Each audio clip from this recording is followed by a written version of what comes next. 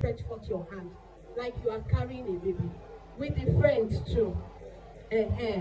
Now, because our own Mary, she will give birth to twins the first time. Amen. Second time, third time, fourth time, and on the fifth time, she will now give birth to triplets.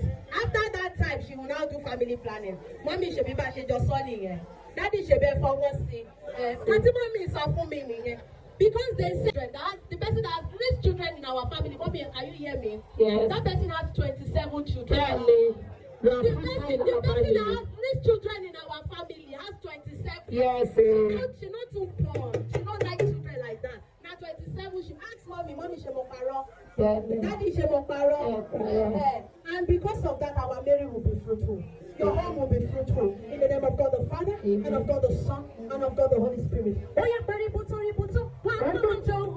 carry baby, carry baby.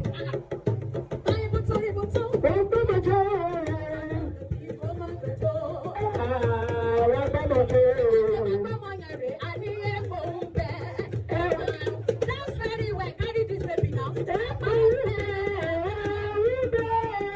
Oh yeah, mommy.